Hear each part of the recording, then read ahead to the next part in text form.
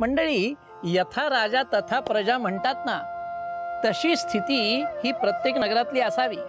पण मात्र इथे थोडंसं विपरीत आहे.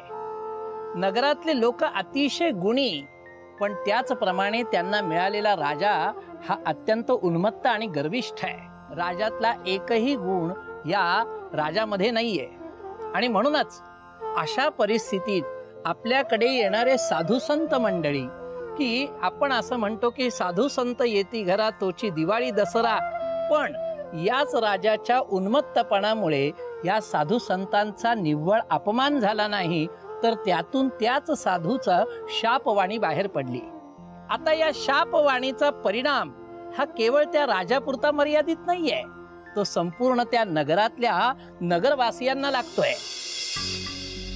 प्रधानजी, आपण यांची उपासना भंग तर करत नाही होत ना? मला पण ती शंका व भय वाटते आहे. पण नंतर याने उचित ठरेल राणी सरकार.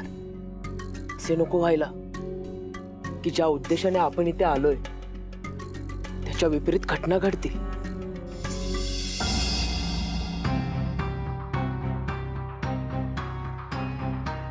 एखाद्या योग्याकडे मनोभावे प्रार्थना केली तर ती नक्की पोहोचते. आणि माझा उद्देश तर प्रामाणिकच आहे.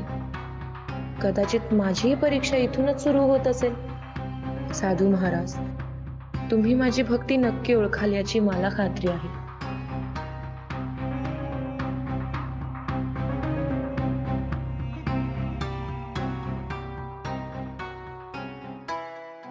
प्रणाम महाराज.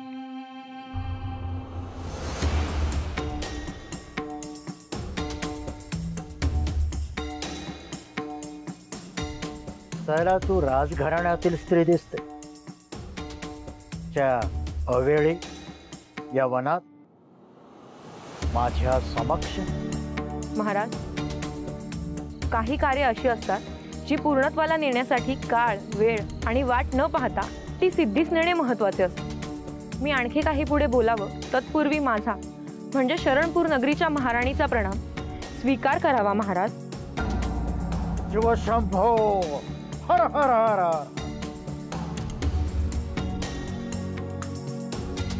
काय म्हणालीस महाराज?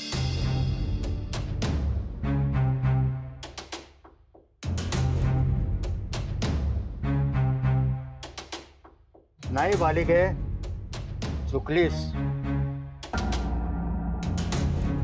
मी तर एक आश्रित आहे तुमच्या राजाचा. हे भिक्षू भणंग. मी आपला क्रोध समजू शकते महाराज. आपल्यासोबत जे घडले त्याचे प्रायश्चित्त कुठल्याही जन्मी घेता येणार नाही. परंतु ऐश्वर्याच्या लखलकाटात अंध झालेल्या महाराजांना अध्यात्माची प्रचिती अजून झालेलीच नाही. महाराज. कशी? बाह्य जगतावर फुलणारा तो मूढ राजा अंतर्मनात झाकून बघण्याची दृष्टीच गमावून बसलेला. परंतु त्यांच्या अपराधाची शिक्षा संपूर्ण नगरीला का महाराज? आपण ज्ञानी आहात. आपण पाहू शकता की संपूर्ण गाव दुष्काळाच्या झळांनी होरपळून गेलेले आहे. प्रजेचे हाल आम्हाला बघवत नाही. असे आमच्यावर कोपू नका महाराज. हवं तर आम्हाला शिक्षा द्या. मी त्यांचा अपराध माझ्या पदरी घेते. परंतु माझ्या कुटुंबावर कोपू नका. त्यांना त्यांचं सुखी आयुष्य परत द्या. आपला शाप आपण मागे घ्यावा महाराज. अशक्य. शाप म्हणजे आमची आकाशवाणी आणि एकदा दिलेला शाप परत घेता येत नाही.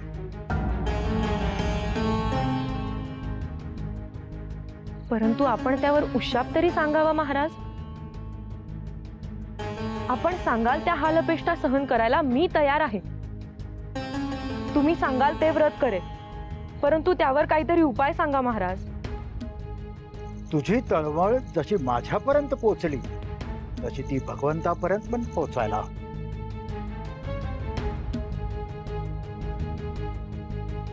शिव शिव शंभो, हर हर हर हर शंभो.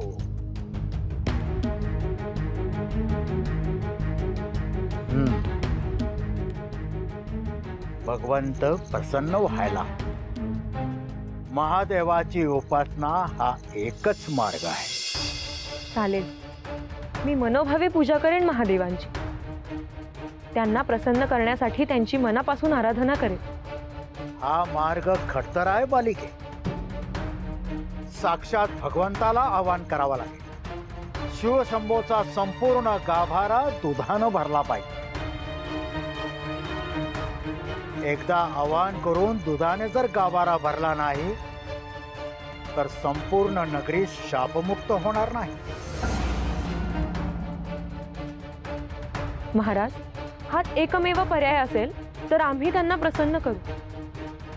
त्यांना आवाहन करू, मनोभावे पूजा करू आणि या रयतेवरचे संकट दूर करू.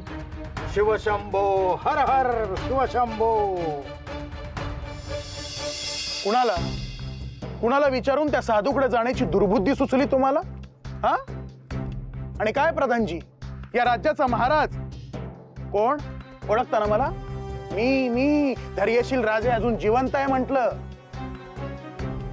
तुम्हाला एक क्षण देखील वाटलं नाही की आमच्याशी सल्ला मसलत करावी? महाराज, अहो ते मी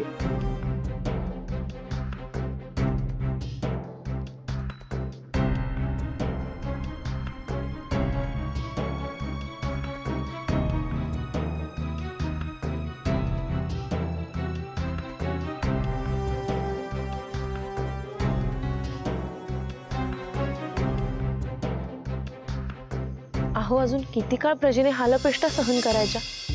इतकंही पाषाण हृदयी असू नये आपण. त्यांनी जो उपाय सांगितला आहे ना, त्याने सर्व पूर्ववतच होणार आहे महाराज. प्रजा खुश होईल आणि आपणही आनंदीच होऊ ना. महाराज, माझ्यासाठी एवढं तरी कराल ना?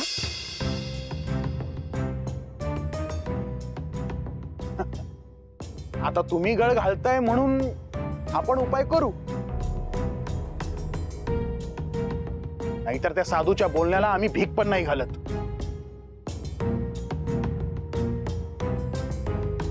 बोला, काय उपाय सांगितला त्यानं? त्यांनी सांगितलं आहे शिवशंभूला प्रसन्न करावं लागेल. भगवंताला आवाहन करून त्यांचा गाभारा पूर्ण दुधाने भरावा लागेल. काय? गाभारा दुधानं भरायचा? हो, आणि एकदा का आवाहन सुरू केले की पुन्हा माघार घेता येणार नाही. काय मूर्खासारखा उपाय आहे हा. ठीक आहे, त्या साधूच काय वाटत की आम्ही इतके गरीब आहोत की आम्ही साध्या दुधानं तो गाभारा भरू शकणार नाही? अरे सहज शक्य आहे आम्हास. प्रधानजी,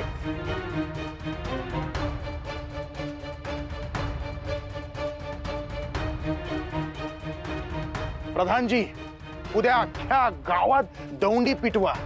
प्रत्येक घरातलं असेल नसेल तेवढं दूध उद्या गाभाऱ्यात आणून ओतायचं. नगरीतलं थेंबभर दूध सुद्धा उद्या गाभाऱ्यात अर्पण केलं जाईल असा राजाचा हुकूम आहे.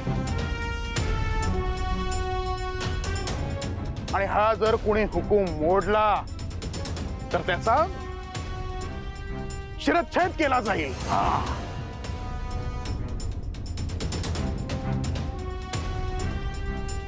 प्रजेला जर शापातून मुक्तता हवी असेल तर प्रजेला काय सोसायला नको?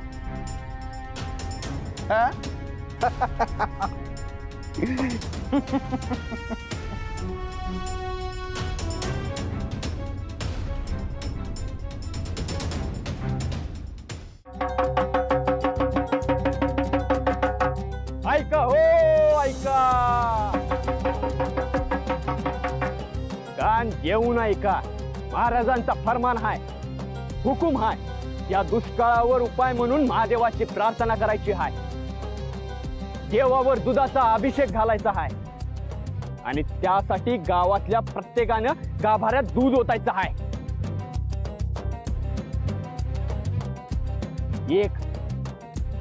एक थेंबी शिल्लक राहता कामा नये. आणि ही आज्ञा जर कोणी पाळली नाही तर त्याचं सर कलम करण्यात येईल. ऐका हो, ऐका. काय बाई यांचं नेहमीच झालंय. इथं घरात लेकरा बाळांना प्यायला दूध नाही आणि ह्यांना कुठनं द्यायचं. या राजाचं मात्र ना आखरीतच आहे. घ्या. समजा दूध दिल्यावर पोरा बाळांना काय द्यायचं? अरे ही तुला कळतंय माऊली, मला कळतंय, याला कळतंय, पण तो राजाचा हुकूम आहे. तुला मला नाही म्हणता येणार नाही, लक्षात ठेव. काय हो धनी, काय वाटतं तुम्हासनी? अगं मला तर काय कळणच झालंय बघ. आपण तरी काय करू शकतोय अजून? आणि असं सगळं करून जर दुष्काळ जात असेल तर नेऊन देऊ आपण दूध. राहू एक दिवस उपाशी, त्यात काय होतंय? इतके दिवस राहिलोच की. अगं पण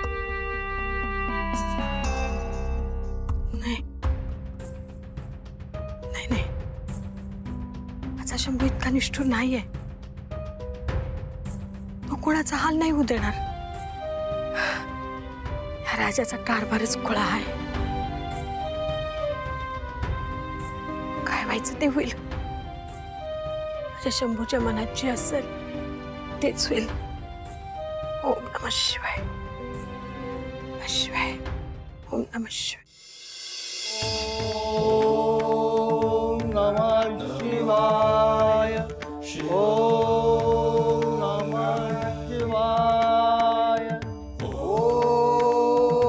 नमः शिवाय, ओम नमः शिवाय, ओम नमः शिवाय, ओम नमः शिवाय, ओम नमः शिवाय, ओम नमः शिवाय.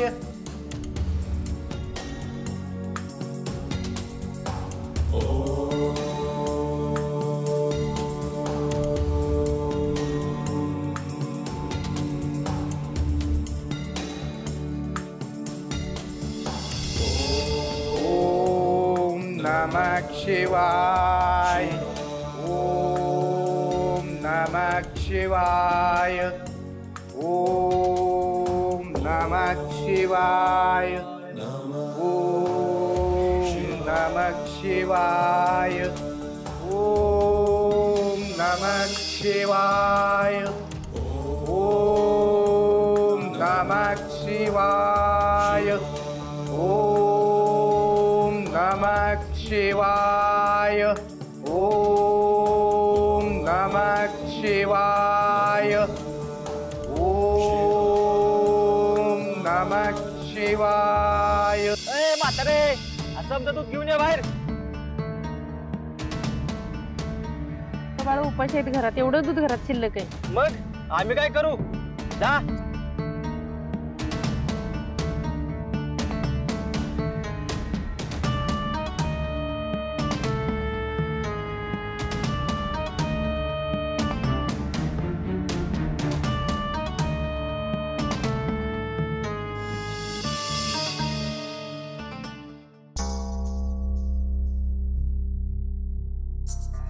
अरे देवा, त्या वासराला मुद्दाम वेगळं बांधलं होतं.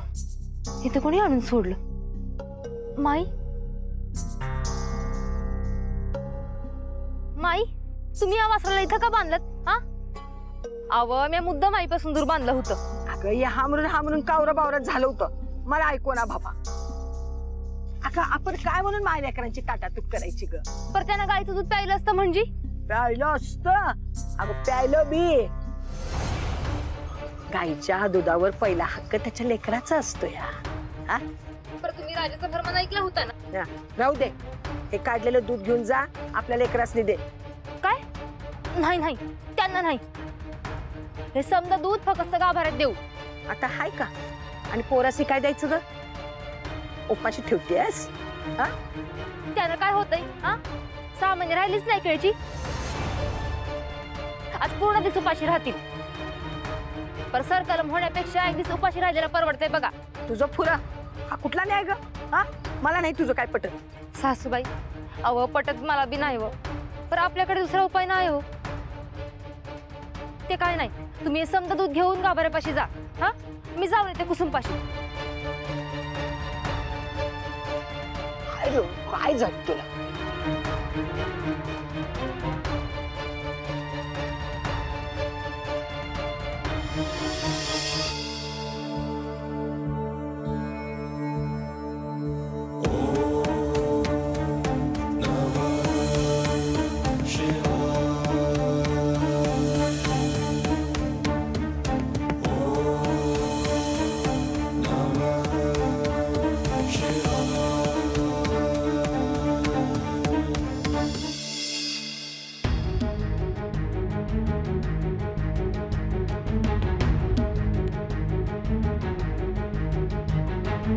राणी सरकार, आपल्याला ही तीच चिंता वाटते का जी आम्हाला वाटते?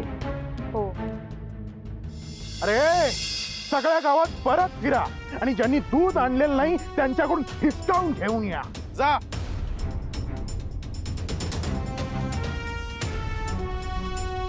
महाराज, अहो आतापर्यंत नगरातल्या घराघरातल्या प्रत्येकाने दुधाचा अभिषेक केला, पण तरी हा गाभारा भरत कसा नाहीये?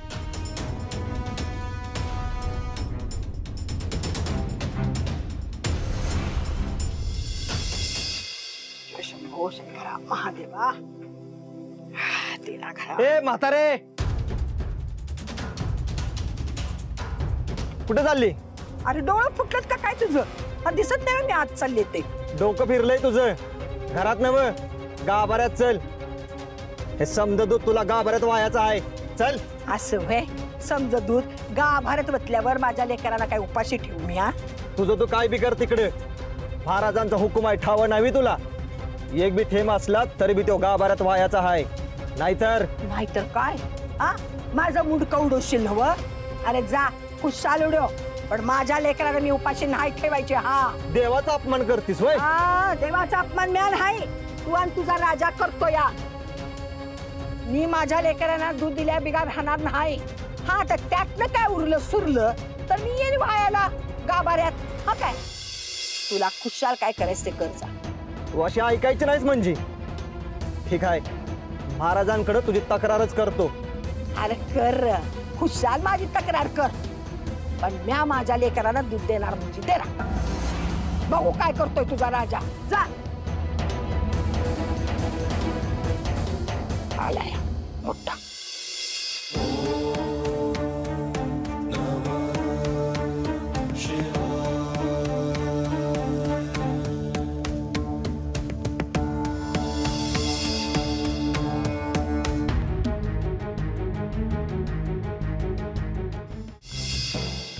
अरे काय पोरकटपणा चाललाय हा?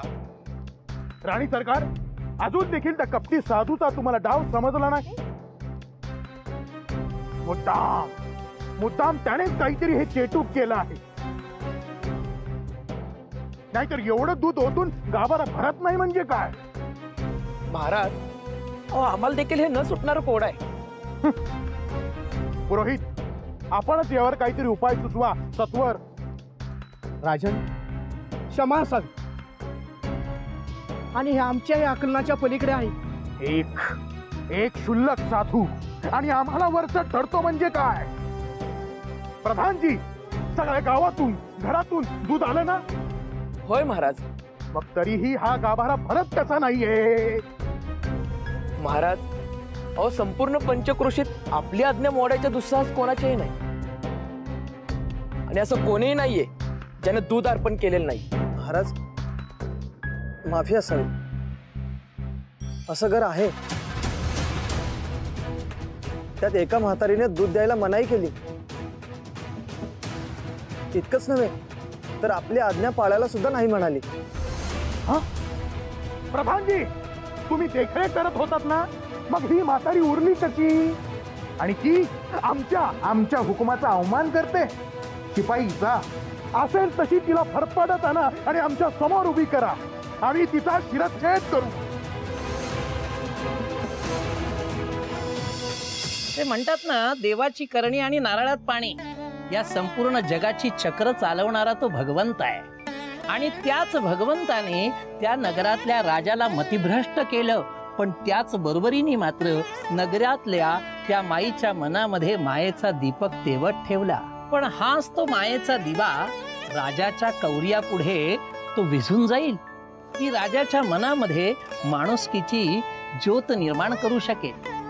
हेच आपण पाहणार आहोत उद्याच्या भागामध्ये. तोपर्यंत उतू नका, मातू नका, घेतला वसा टाकू नका.